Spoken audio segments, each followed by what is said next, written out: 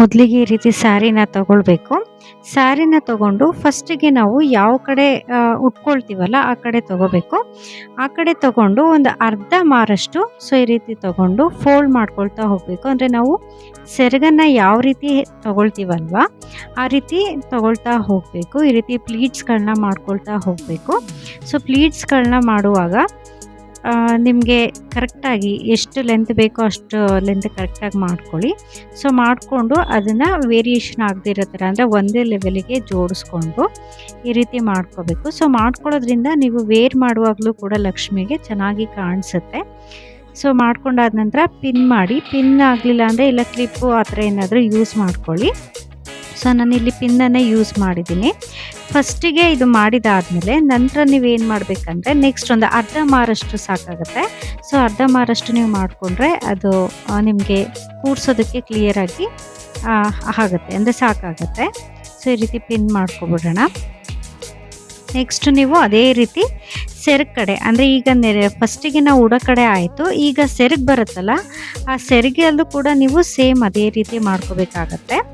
ಅಂದರೆ ಸಣ್ಣ ಸಣ್ಣ ಪ್ಲೀಟ್ಸ್ಗಳನ್ನ ನಮಗೆ ಎಷ್ಟು ಬೇಕೋ ಅಷ್ಟು ಸಣ್ಣ ಸಣ್ಣ ಪ್ಲೀಟ್ಸ್ಗಳನ್ನ ಮಾಡಿಕೊಂಡು ಈ ರೀತಿ ಅದಕ್ಕೆ ನಾವು ಪಿನ್ನನ್ನು ಮಾಡ್ಕೊಳ್ಳೋಣ ಬನ್ನಿ.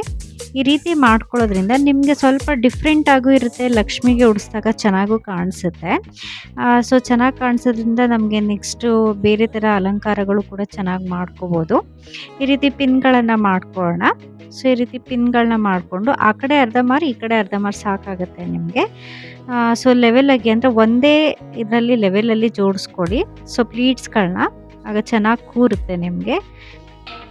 ಈ ರೀತಿ ಮಾಡಿಕೊಂಡು ನಂತರ ಇದು ಮಾಡ್ಕೊಳ್ಳಿ. ಹಾಗೆಯೇ ನೋಡಿ, ಈಗ ಆ ಸೈಡು ಮತ್ತು ಎರಡು ಸೈಡನ್ನು ಮಾಡಿದಾದಮೇಲೆ ಸೀರೆಯ ಮಧ್ಯದ ಪೋರ್ಷನನ್ನು ತೊಗೊಳ್ಳಿ. ಮಧ್ಯದ ಪೋರ್ಷನ್ನ ತೊಗೊಂಡು ಅದನ್ನು ಈಕ್ವಲ್ ಮಾಡ್ಕೊಳ್ಳಿ, ಅಂದರೆ ಡಿವೈಡ್ ಮಾಡಿಕೊಂಡು ಆಫ್ ಈ ರೀತಿ ಮಾಡ್ಕೊಳ್ಳಿ. ಮಾಡಿಕೊಂಡು ಅಲ್ಲಿ ನೀವೇನು ಮಾಡಬೇಕಂದ್ರೆ ಲೆಂತ್ ಇರುತ್ತಲ್ಲ, ಬಾರ್ಡರಲ್ಲಿ ಕೆಳಗಡೆ ಎರಡೂ ಈಕ್ವಲ್ ಬರೋ ಥರ, ಅಂದರೆ ಒಂದು ಮೇಲೆ ಒಂದು ಕೆಳಗಡೆ ಬರಬಾರ್ದು.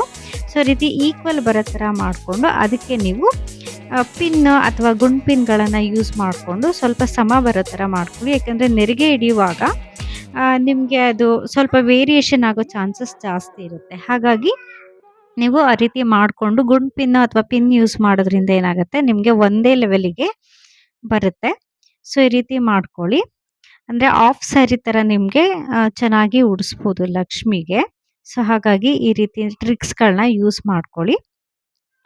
ಒಂದೇ ಲೆವೆಲಿಗೆ ಮಾಡಿಕೊಂಡು ಈ ರೀತಿ, ಅಂದರೆ ಫುಲ್ಲು, ಅಂದರೆ ಲೆಂತಿಯಾಗಿ ತುಂಬ ಗುಂಡು ಪಿನ್ಗಳನ್ನು ಯೂಸ್ ಮಾಡಬೇಡಿ. ಎಷ್ಟು ಬೇಕೋ ಅಷ್ಟೇ ಮಾಡಿ. ಯಾಕಂದರೆ ಜಾಸ್ತಿ ಮಾಡೋದ್ರಿಂದ ಸೀರೆಗಳೆಲ್ಲ ಕೆಲವೊಂದು ಹಾಳಾಗುತ್ತೆ. ಹಾಗಾಗಿ ನಿಮಗೆ ಲೆಂತ್ ಕರೆಕ್ಟಾಗಿ ಎಲ್ಲಿ ಸಿಗುತ್ತೋ ಅಲ್ಲಿಗೆ ಈ ರೀತಿ ಗುಂಡು ಪಿನ್ಗಳನ್ನ ಯೂಸ್ ಮಾಡಿಕೊಂಡು ಹಾಕ್ಕೊಳ್ಳಿ. ನಾನಿಲ್ಲೊಂದು 3ರಿಂದ 4 ಮಾಡ್ಕೊಂಡಿದ್ದೀನಿ ಅಷ್ಟೇ.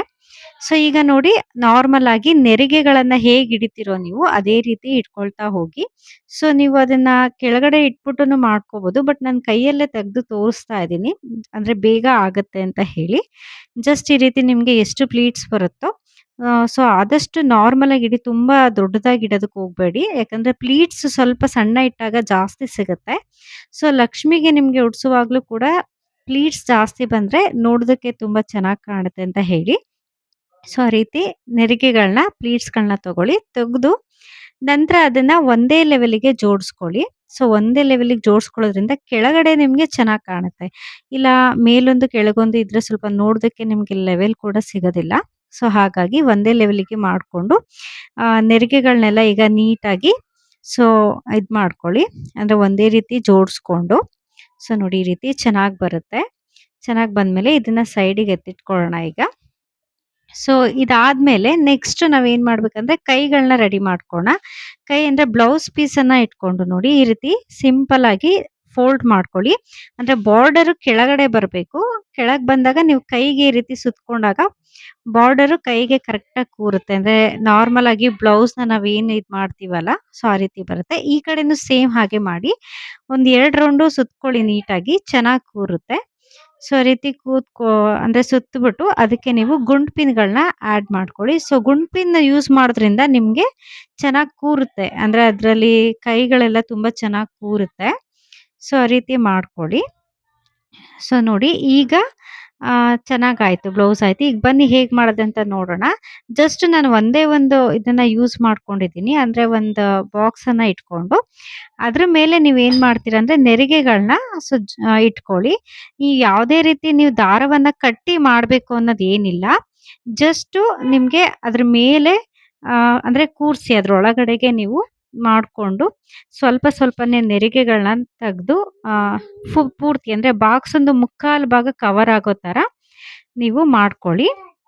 ಸೊ ಈ ರೀತಿ ಮಾಡಿಕೊಂಡು ನಂತರ ಚಿಕ್ಕ ಕಳಶವನ್ನ ರೆಡಿ ಮಾಡ್ಕೊಂಡಿದ್ದೀನಿ. ಆ ಕಳಶವನ್ನ ಅದ್ರ ಮೇಲೆ ಇಡಿ. ಅಂದ್ರೆ ಯಾವುದೇ ದಾರವನ್ನ ಅಥವಾ ಟೈನ್ ದಾರವನ್ನ ಕಟ್ಟದೆ ನೋಡಿ ಎಷ್ಟು ಆರಾಮಾಗಿ ನೆರಿಗೆಗಳನ್ನ, ಪ್ಲೀಟ್‌ಗಳನ್ನ ಲಕ್ಷ್ಮಿಗೆ ನಾವು ಸೇರಿಸ್ಬೋದು. ಸೊ ಈ ರೀತಿ ಆದ್ಮೇಲೆ ನೆಕ್ಸ್ಟ್ ಬ್ಲೌಸ್‌ನ ಈ ರೀತಿ ಜಸ್ಟ್ ಹಂಗೆ ನಿಲ್ಲಿಸ್ಬಿಟ್ಟು ನೀವು ಗುಂಪಿನನ್ನ ಹಾಕಿ ನಂತರ ಸೆರಗು ಅಂದ್ರೆ ಫಸ್ಟಿಗೆ ಇಟ್ಕೊಂಡಿದ್ವಲ್ಲ ನಾವು ಅದನ್ನ ಹಿಂದೆಯಿಂದ ಸುತ್ಕೊಳ್ಳೋಣ. ಹಿಂದೆಯಿಂದ ಸುತ್ಕೊಂಡು ಸೊ ಬಲಭಾಗಕ್ಕೆ ಸೆರಗ ಹಾಕ್ಕೊಳ್ಳೋಣ ಫಸ್ಟಿಗೆ ಇಟ್ಕೊಂಡಿದ್ನ. ಅಲ್ಲಿ ನಾವು ಗುಂಪಿನ ಅಥವಾ ಪಿನ್ ಯೂಸ್ ಮಾಡಿ ಕೈಗೆ ಅಟ್ಯಾಚ್ ಆಗೋ ಥರ ಸ್ವಲ್ಪ ಸೇರಿಸ್ಕೊಳ್ಳೋಣ.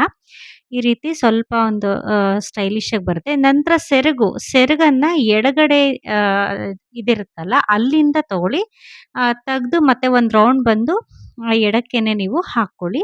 ಸೊ ಅವಾಗ ನೀಟಾಗಿ ಕೂರುತ್ತೆ ಚೆನ್ನಾಗಿ. ನೋಡಿ ಎಷ್ಟು ಚೆನ್ನಾಗಿ ಇದಾಗ್ತಾ ಇದೆ. ತುಂಬ ಚೆನ್ನಾಗಿ ಈಸಿಯಾಗಿ ಹಾಗೆ ಕಡಿಮೆ ಟೈಮಲ್ಲಿ ಹಾಕ್ಬೋದು. ನೋಡಿ ಈ ರೀತಿ ಒಡವೆಗಳನ್ನ ಹಾಕಿ ನಿಮ್ಮ ಹತ್ರ ಯಾವುದು ಅವೈಲಬಲ್ ಇರ್ತೋ ಒಡವೆಗಳನ್ನ ಹಾಕಿ ಜಸ್ಟು ಮುಖವಾಡನ ಹಾಕಿದಾಗ ತುಂಬ ಅಂದರೆ ತುಂಬ ಚೆನ್ನಾಗಿ ಕಾಣುತ್ತೆ. ಇಷ್ಟೇ ಸಿಂಪಲ್ ಆಗಿದೆ. ನಿಮಗೆ ಹೆಚ್ಚೇನು ಸಮಯ ಹಿಡಿಯೋದಿಲ್ಲ. ಚೆನ್ನಾಗಿರುತ್ತೆ. ಸೊ ಇದೇ ರೀತಿ ನಿಮಗೆ ಸ್ಟೈಲಿಶ್ ಆಗಿ ಸೀರೆ ಬೇಕು ಅಂದರೆ ಬೇರೆ ಯಾವ ಥರ ಬೇಕು ಅಂತ ಹಾಗೆ ಕಾಮೆಂಟ್ ಮಾಡಿ. ಹಾಗೆ ಲೈಕ್ ಮಾಡಿ, ಶೇರ್ ಮಾಡಿ, ವಿಡಿಯೋನ ಸಬ್ಸ್ಕ್ರೈಬ್ ಮಾಡಿ ಆದಷ್ಟುನು. Thank you.